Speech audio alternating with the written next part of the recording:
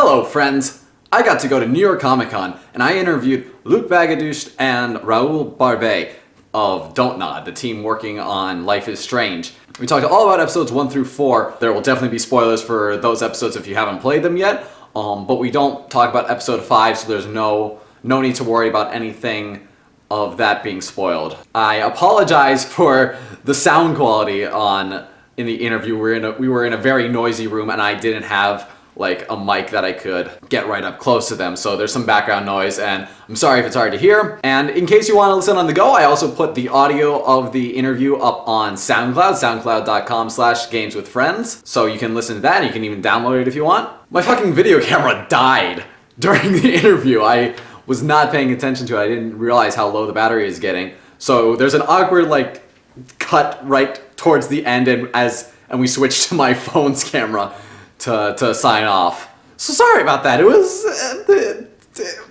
kind of hard on me. My first real, press event, talking to developers in person. It was really exciting, but kind of stressful. And I didn't know everything that I was supposed to do.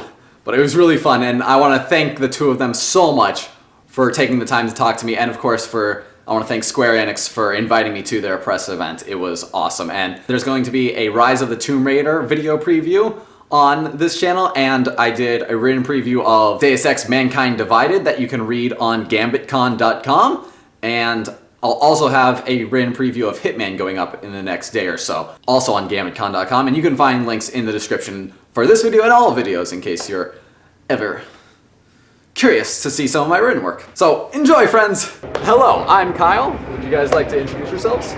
So I'm Luc Baghadoust, I'm the game producer. My name is Raoul Barbet, I'm one of the co-game director of Life is Strange. And we're here at New York Comic Con. After coming off of, I'm blanking on the name of your previous game. Remember Me. Remember Me, yes. After coming off of Remember Me, what was like the inception, what was like the beginning of Life is Strange? Like, where did the idea for that come from? At the very beginning, Life is Strange was a really small project with a very small team, like 5 to 10 people. One of the co-founders of Don't Nod Entertainment, Hervé Bonin, asked us to think about a game based on the mechanic, the rewind mechanic we have in the memory mix. I don't know if you have played Remember Me, but there is I haven't, but I do know what you're talking there are some sequences when you can modify the memory of people, so the small change this could have a lot of consequences in their own life. So we wanted to think about this mechanism for a whole game and apply it to a whole game, and so we were... Apply it to a what game? A whole game. Oh, yeah. A whole game, sorry. Yes. No, it's fine. So we wanted to do with this mechanism an adventure game was the kind of game would be really great with this choice and consequences aspect, etc. And very quickly we began to work on a story, a coming-of-age story with the character Max that with this power applied to this character, and to think about all those aspects of choice and consequences. So we began bigger after with, of course, the participation of Square Enix, but at the beginning it was really a small project in Don't Nod. We had several other projects at the same moment, but at the end it's Life is Strange who came out. My and probably everyone's favorite part of Life is Strange is the story. Was it always like a high school, like a coming of age story? We had several versions and several also main characters. At the end it was Max, but we have, I think even at one point we got several characters to play at the very beginning, but at the end we choose Max because we were thinking that she's the best character to talk about all those doubts and difficulties you have also as a teenager. And Max is shy, she has difficulty to move forward in life, and so it was really the perfect personality for a story, a coming of age story where you have to deal with choices and consequences and to assume what you do. So, but as the the Northwest America settings come very quickly because also a writer is a huge fan of this part of America. You are? The writer. Yeah, Christian Divine. Yeah, Christian, and even Jean-Luc Cano, who is a French TV writer, who really writes the whole storyline. She wanted to tell a story based in this part of United States. The setting is just gorgeous. Yeah. Like I love. Like Life is Strange just made me want to visit like the Northwest. Okay. Do you know it? I've never been. I've never been to the Oregon? Northwest Never. U.S. Okay. But I mean, I just love this this sleepy little town that you guys have created. Exactly, yeah. We really wanted to have this feeling of a small town near the forest and the sea where everybody know each other but not so much. So it's kind of feeling in a small town. Really wanted to have this feeling, and we've got a lot in a TV series, for example, like Twin Peaks, of course, or even in Stephen King novel. This kind of feeling of being part of a community, but you have some hidden secrets, and of course, as a player, you can discover it, and it will change the characters of the cities. Before to frame my question, what are your responsibilities on the development of Life is Strange? So, as a producer, I'm in charge of the planning, the budget, like directing the teams, but not on the content. It's not a creative role. The creative part is handled by Michel and Raoul. So, It's a most difficulty is for Luc. But part, yeah. But we with Michel, so we are two co-game directors. So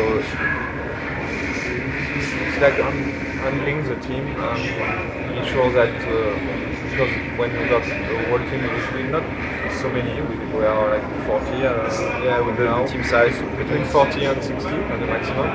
But yeah, we really have to the same vision on the game and lead the team to have the perfect game you have in your mind. So we are with Michel two pro-game directors, so we have to find the balance, the right balance between our versions of us two. But yeah, it's great because we've got a lot of very talented people at Dontnod. But the important for us is really to gather all those talents and to be sure that we keep in mind what the game we want. So it's the decision about the writing, about the actors, the voice recordings, the motion capture session, directing the actor for that, choosing the music, for example, the license tracks. The soundtrack is so good. Yeah, working also with the guy who is doing the score, Jonathan Morali. So this kind of creative vision, we focus on this. Right. After you've got, of course, also technical issues, the engine issues you have to deal with the team, but yeah, it's like really directing. And I think the co-game director thing worked really well on Life is Strange. Both Michel and Raoul have a strong experience on the production things, all the technical parts. They're not like unaware of the technical constraints. And also they have different personalities, different. Raoul has an eye for the camera. He's directing the camera team. Michel also on the writing part has a strong relation with Christian Divine, and both of them together. When they find the agreement, it gives like the best results, and we've seen that on Life is Strange. The combination of their skills in all the debates they have a lot of strong discussion, and what comes of their discussion gives you really the personality. So. I've loved that you guys have not been afraid to tackle some like heavier topics in Life is Strange, and I mean you think like a story set in high school, it's gonna be like very happy, whatever, like doesn't not much depth to it, but like you guys have really tackled some weighty topics, especially like suicide with Kate Marsh. Euthanasia. What? The euthanasia in episode 4. Right, euthanasia. Jeez, that scene killed me. Oh god, that's not. I shouldn't use that phrasing. But I guess where, like, specifically with Kate Marsh, how did you guys come to the decision to like include this in Wanna, and how did you go about finding the right way to do that, to do her storyline? Because it could have, like, it's something that's really personal for a lot of people, and it's, you know. Yeah. Very good question. Since the beginning of the project, we wanted to have those kind of topics and themes inside the game. For sure. I think talking about a teenager in an high school nowadays, you have to talk about those things, social bullying, the difficulties to grow up, the difficulty to talk with the adults world, etc. We really wanted to have that. To be more precise about Kate, this is a real problem nowadays. It's really something huge, and we talk about it a little, but not so much. And I think video game is a great media for that, because we knew that some teenagers would play our game. We wanted to have these themes in the game and to talk it a way that could help them also. And so they have to think about it, even if they agree or not about our scene, or at least they can discuss about it. So yeah, the social bullying could be something very hard and difficult to live when you're a teenager. We've got a lot of examples like Kate, even in France. We've got a lot of guys who are some friends of him in some videos on the internet, and it's very difficult for them to live with that. So we wanted to talk about it. One of the difficulties for the scene was to not gamify the subject, to not just adding a percentage and you win, you lose stuff, because this subject is difficult. We wanted to. So we got a lot of discussion about this, about how the scene will end. Is it based on decision of the player or score or things like that? So we try to find something that for us that works, and we are happy because we've got a lot of good feedbacks about the scene. Even it's very difficult for some people because it reminds them some personal moment of their life, or for difficulties from their own friend or old friends. But I think this is also the purpose of this scene, is to talk about this subject and to show that it's not easy, and you have to deal with it, and to also make some effort to ease this kind of problem for your friends. So, yeah. But it was quite a challenge. When you deal with such heavy topics, you had to deal with them with the right way, with a lot of humanity, not trying, like Sarah would say, to gamify the. Yeah. How do you feel with the scene? It was. I thought it was really well done. I like you struck a really emotional chord with me, but not. It didn't feel cheap. Like it felt very real, and that's honestly like that's how I felt with many scenes in Life is Strange. Like you have, I'm only a couple of years removed from high school, and it really feels like it's the first time where I've played a video game and looked at it and been like, wow, that's like my life. I'm seeing parts of my personal experience reflected in very meaniful ways. And did you manage to save her? Yes, I did manage to save Kate. I mean, you guys are obviously quite a bit removed from high school. How did you I guess I'm just impressed that it felt like my high school experience. Yeah, it was something we were afraid of, being the French 30 years old guy, the guys doing something in the United States in high school. It could have been very weird, and yeah. But so what you live in high school is something that will mark you for the rest of your life. It's something that has such a strong impact on yourself when you make this kind of decisions, like the first love stories and things like this. So it will. You say the high school was something like recent for you, but the feelings you have will be gone through your life. You always remember this period, and this very critical period of your time. So it was not that hard to get back into those feelings. And also we had the help of our writer Christian Divine for all the US aspect, because I think that the high school, even is the things you have are common all over the world. It's not only specific the lying to your parents things. It's something all countries experience, and the very specific aspects of the story from the northwest of the United States were also dealt by the Christian divine or writer, actually, who knows that. We are doing a lot of research on the internet, Facebook. We wanted to have every characters with every aspect of each characters are taken from personal experience or people that we know or something we have read in books or on the internet. So we wanted to have all those aspects to make this universe and this world feel real. And for people from Oregon, for example, so we are happy to learn that people from Oregon are very proud to be portrayed like this. So you've gotten good. Yeah, so it's cool. And Christian Divine, so it's from San Francisco, but we know a lot about the Northwest. And so we sent him the bill and he sees the environment. He said, okay, now you can have this sign in Oregon. It's impossible. We don't have people with umbrella in Oregon because it's raining everywhere, so they are used to. So it's got small stuff like this, but it's very important things that to add a lot of details like this for people from US and from Oregon. They can recognize this small stuff. High school in France is very different also. We don't have this huge building of our, it's different.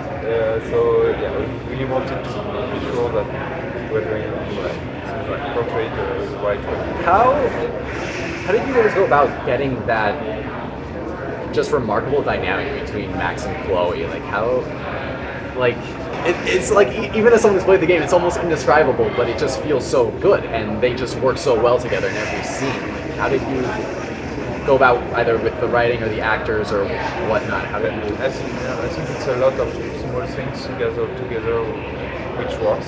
We're really happy with that.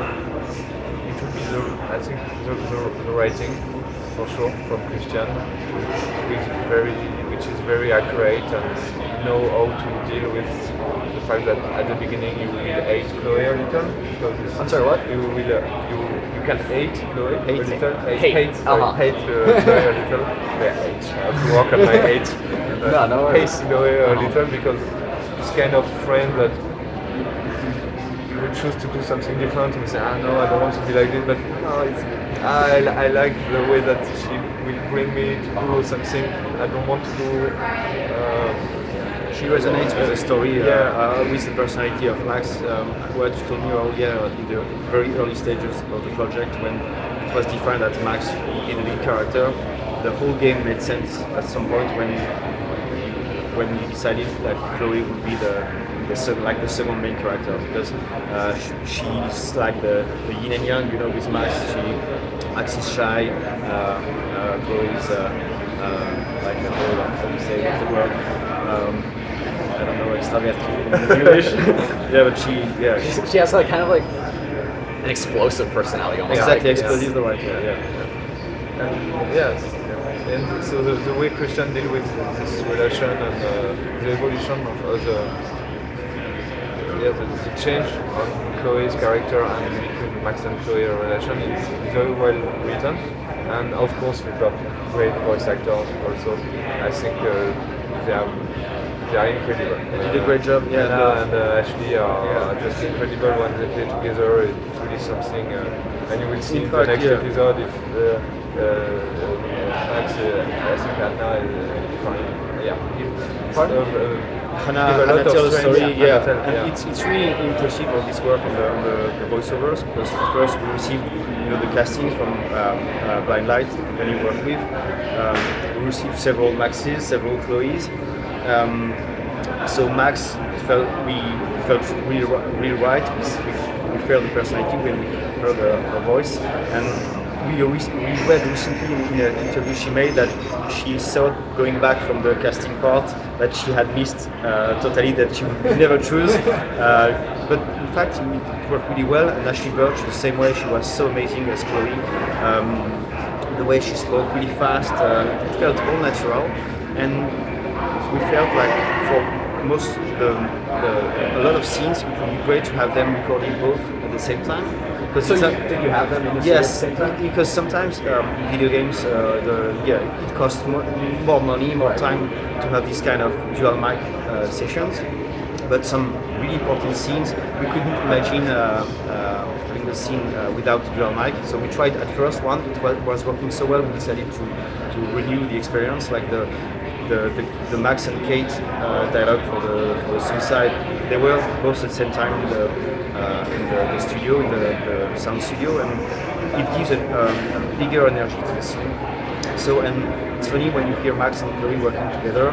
Hannah, the actress, was kind of shy at the same time as Max was, and where Chloe actually is really dynamic, and she gives strength to Hannah, and the same way Chloe gives strength to Max. And yeah, I think they brought, along with the writing, they brought a lot of soul to the relationship. And after, on the design point of view, we try to have scenes when some stress scene, for example, if I take episode 3, sorry for spoil, but No, we've been spoiled things. So we've got some stress scene when you have to get out of the swimming pool, stuff like that, and with this scene after, when you go back to the bedroom, and as a player you're happy to be safe, and the fact that you with Chloe, it adds something more, so it adds also something to the relation between the girls, and you as a player with Chloe. So it's kind of, it's writing, but it's also designing how you want to put the scenes together and what will be the gameplay inside also. It could be like a rush gameplay or something that just can put some music and go back on the bed and listen to music in the morning. So this kind of having this scene after a stress scene, that's so effective for to change the relation between the girls. I love that you bring that up, because actually I wrote a piece for the website I write for about the pacing in Life is Strange, and just how I thought the pacing was so well done, and how I feel like a lot of video games they want to have just all action all the time, just constant adrenaline. But Life is Strange doesn't do that. It's very much like you have these moments of high emotion, like the pool scene, followed by much more calm scenes, and like it gives you a chance to breathe. And I feel like you said, like it allows you to connect with the characters so much. I'm just like smiling thinking about that scene, because it was such. Yeah, this is something we really wanted to have since the beginning also. This is slow pacing, and it's something very complicated to explain to publisher or players or producer, or because you're not used to that video game so much. You have to. A lot of designers want to. Let's give the objective of the mission. Let's move on. You don't want the player to just be in the room and doing nothing, but we want the player to do that. We want the player to sit on the chair and wait. And if he won't wait, it's okay. You can, because if you wait, we will give him a new camera angles. We will add some music. For example, if you sit on the fountains in the campus. In the where? In the campus. On the fountain or near a tree as well. Yeah, you can sit and wait, and you can, I don't know, look at the birds and just listen. And we, as a designer, we wanted to give a reward for that also, because some players, it will help also for some players to do that again if they have some reward. So it could be voiceover of Max explaining how she's feeling, or it could be a new layer of music. Camera angles. So giving those kind of rewards will also help to take your time and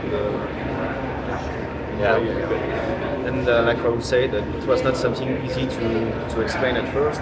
We had the first playtest results before episode 1 was released, of people that were saying that they enjoyed the virtual games and narrative games, but when they tested the episode 1, they felt like the first answer were like, we want more make life and death situation, like the choices you give are very minor choices. The pacing might be slow, and the thing that at first were surprising the players, they were not sure if they were going to love this or not. Then we discovered that people really enjoyed that, and it was not a surprise. It didn't came back as feedbacks for the next playtest. Because so we happy we could stuck with the vision of this slow pacing game instead of changing to adapt an audience that wasn't aware she would like that. Like as you guys said, like for example the bedroom scene after in episode 3. I just it you get like the on screen it displays a prompt to get up pretty early on. But I love that. I just ignored that. The prompt went away, and Chloe and Max just kept talking, and I love that. And even after they stopped talking, I just let Max like lie there until like the song finished, and it was just like it was a really beautiful moment. Did you have any? Was there any thought given to, or any trouble with like trying to design in such a way to get the player to do that? Because I like to help ease a player into a game that doesn't have just constant action. Do you have any did that conversation ever come up during design? You mean to help? I don't know if I'm to being get used to Yeah, their to- time and The question of how to design something that is more slow paced. Like how did that come up during? I think it's different. You've got the reward stuff that we were talking before. I think this The what? the reward. Yeah, incentive to do. So Yeah, it's that if the player, for example, just to take another example, the interaction in the world. The fact that you can interact with a lot of different things. If you do some interaction and the player will, I don't know, look at something here on the carpet and say, oh, okay, it's a carpet. Okay? After you look at the camera, okay, it's a camera. I will do 1, 2, maybe 3 interactions and after I will stop. Because it doesn't give me anything. I know it's a camera, I know it's a carpet. But if you say, if Max say, okay, it's a carpet when I was doing a house with Chloe when we were young. So, oh, cool. The camera, I remember this camera, I was using it for, to take a picture of my dog. Okay, this is kind of small information and jokes sometimes, or new information about the universe or the characters, so it will push the player to do interaction again and again, to look at stuff. And I think this is the same for the pacing. If you let the player have the slow pacing and you don't, can I say that? Yeah, and you don't punish him for that. I think it will work quite easily and naturally. But you will have some players who don't want to take their time. You will have some players who want to rush, and it's okay. So we have to really design this thinking about those kind of players who want to rush and just see the story and the end of the story, and those kind of players want to take their time and find new information about the world and really take the time with the character. And of course, our goal is to take most of the rushed players into the other category, because if you, like the bed for example, you have to put the get up prompt, because on a gameplay point of view, the people who want to rush have to know how they can get up. But for as it disappears after, you've got the music, you've got some, like we say, some new dialogues between Max and Chloe, so you want to hear them, so maybe you will stay in the bed to hear them. So if we manage to have that, we've won. And one of the things we were discussing earlier, a good thing to show the player that they may have missed something is the recap you have at the end of an episode. Yeah. So we have like the 5 major choices. You save Kate or not, but you also have this second page that describes a lot of things, like did you water the plant, did you save the bird, and the guy Killed the plant. Sorry for that. And then when you see like, okay, 50% of your friends did save the bird, you say, what bird? I didn't see any bird. Then it makes you realize that there are a lot of small things to discover, and like Raoul said, all the small interaction, you have a lot of funny quotes or things that will give you more information about the setting, the characters. Kate is a good example, because you could in fact, it's easier for you to save her if you have noticed small thing. If you have paid more attention to her, it makes sense that if you care about someone, you've been, Yeah, it's like it's combining both game systems and trying to make it realistic, because like if you really did spend the time in real life to get to know Kate, you would, it kind of like you combine those two. Yeah, it's the same when you visit someone's apartment or room. You see around the books the person like and some pictures. It can give you a New format. So, episode 5 is coming out? Yeah. When? on the 20th of October. 20th of October. Yeah. Where can people find you if they want to get in touch? Twitter. I think you have the Life is Strange account, who's getting really popular right now. Even in Square Enix, I think we are the second best Twitter account, just Nice. below Kingdom Hearts. We're really proud of that, and thanks to the community.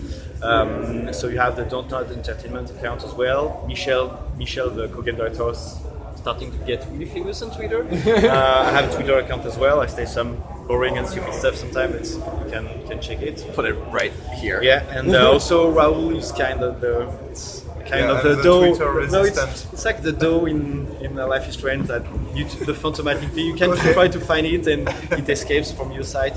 He's not that much on social networks.